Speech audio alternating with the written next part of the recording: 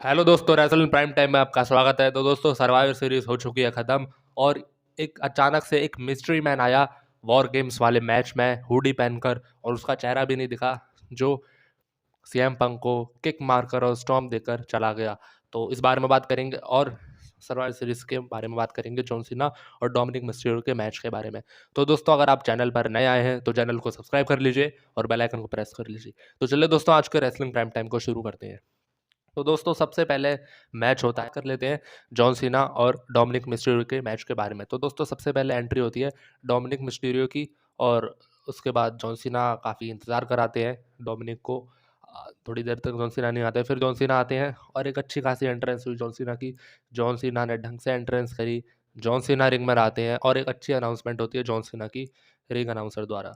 तो दोस्तों, match start होता है। मैच काफ़ी ठीक चलता है शुरू में, लेकिन डोमिनिक अपनी चीटिंग चालू कर देते हैं मैच के बीच में, और रिंग के बाहर जब जॉन सीना ने नीचे गिराया डोमिनिक मिस्टीरियो को, तो डोमिनिक ने एक्टिंग करी इंजर्ड होने की। तो एक बार मेरे को भी लगा कि क्या शायद सच में डोमिनिक इंजर्ड हो गए, तो लेकिन ऐसा कुछ नहीं था, डोमिनिक इंजर्ड नहीं हुए।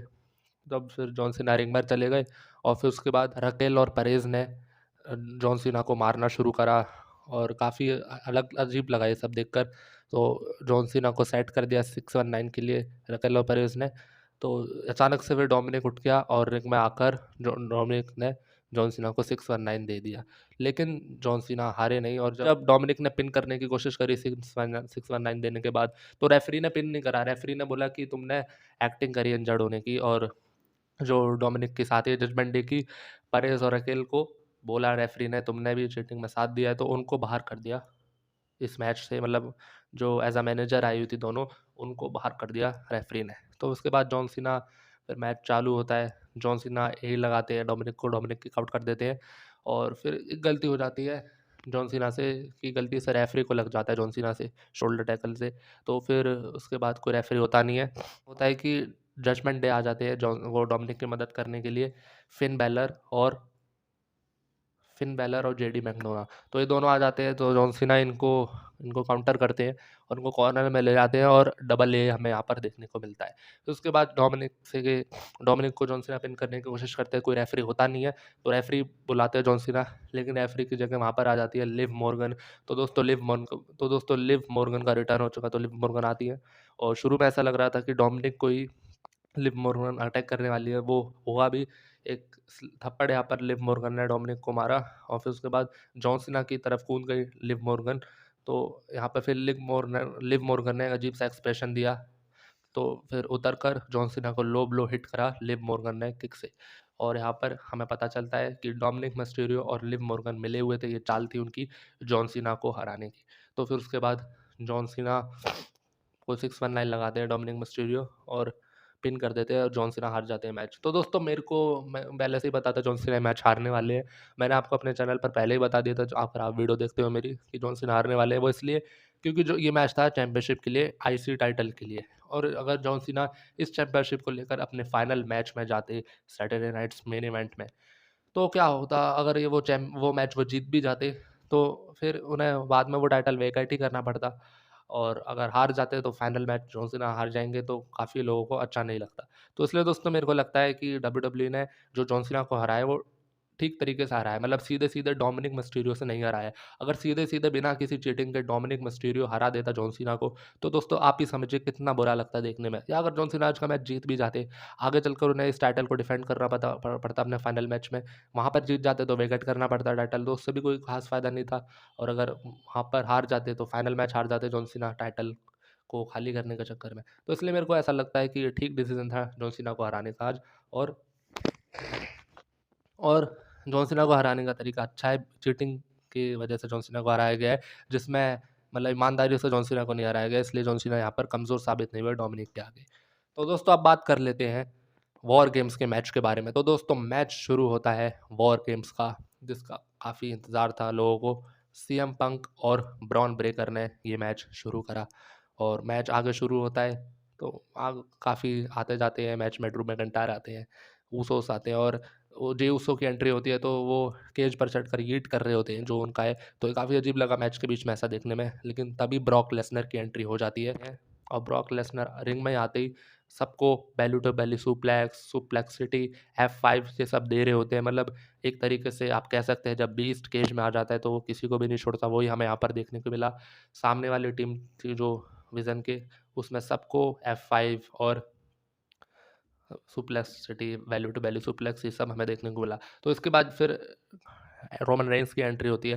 रोमन रेंस का म्यूजिक जब जैसे ही हिट होता है तो ब्रॉक लेसनर केज से बाहर चले जाते हैं और ब्रॉक लेसनर, फिर रोमन रेंस भागते हुए आते हैं, ब्रॉक को सुपरमैन पंच लगाते हैं, लेकिन रोमन रेंस के बाद आगे जाकर ब्रॉक काउंटर कर देते हैं और F5 देते हैं अनाउंस टेबल पर ब्रॉक लेसनर। तो बाद में फिर ब्रॉक लेसनर रिंग में जाते हैं और रिंग में जाकर फिर बाद में सीएम पंक का जीटीएस लगता है, कोडी रोड्स का क्रॉस रोड लगता है ब्रॉक लेसनर को। तो यहाँ पर ब्रॉक लेसनर थोड़ी देर के लिए गिर जाते हैं। रोमन के रिंग में जाने के बाद वॉर गेम्स का मैच स्टार्ट हो जाता है। तो फिर ऐसे ही मैच चलता है। फिर अचानक से क्या होता है कि हुडी पहनकर एक फुर्ती से कोई आता है अंदर रिंग के और अचानक से सीएम पंक को सुपर किक मार देता है और क्रॉस और स्टॉम्प मार देता है। तो बीच में ऐसा लग रहा था जैसे स्टॉम्प लगाया उसने कि ये सेथ रॉलिंस है, क्योंकि स्टॉम्प सेथ रॉलिंस का ही मूव है। तो फिर ये स्टॉम्प मारकर वो वहाँ से चला जाता है।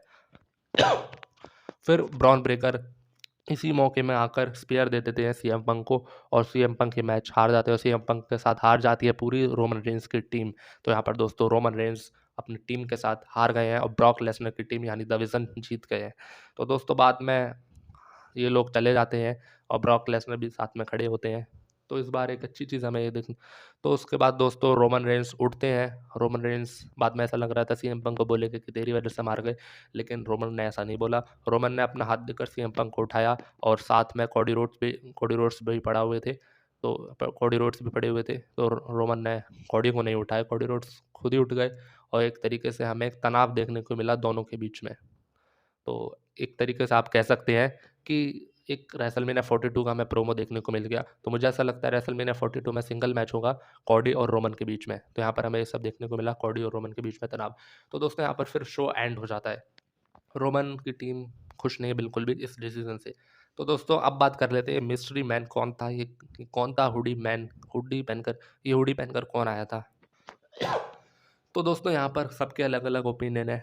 तो किसी का कहना है क्रिस जेरिको थे, किसी का कहना है कोई सोलो सिकोआ, किसी का कहना है सेथ रॉलिंस। तो दोस्तों काफ़ी सारे लोगों ने, डब्ल्यूडब्ल्यू के फैंस ने अंदाजे लगाए, लेकिन कुछ ऐसे पक्के र्यूमर है जिनकी रूमरिंग सही हो, लेकिन कुछ ऐसे पक्के र्यूमर है जो हमेशा सही निकलते ज़्यादातर। तो उनका ऐसा कहना है कि ये था ऑस्टिन थ्योरी, क्योंकि पहले से र्यूमर्स की तरफ से ऐसी न्यूज़ आ गई थी कि ऑस्टिन थ्योरी द विज़न को जॉइन करेगा।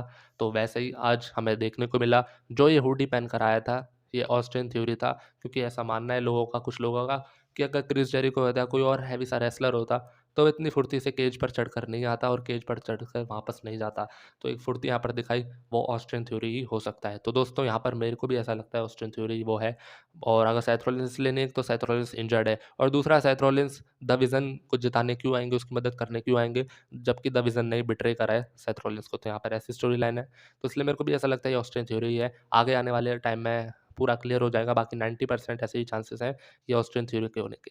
बाकी दोस्तों आज के वीडियो में इतना ही। आपको सर्वाइवल सीरीज का शो कैसा लगा, आपको कौन लगता है हुडी पहनकर कौन आया था, आप कमेंट कर जरूर बताइए, अपने रिएक्शन जरूर बताइए कमेंट में। बाकी ऐसी चैनल पर वीडियोस देखने के लिए चैनल को सब्सक्राइब कर दीजिए और बेल आइकन को प्रेस कर दीजिए।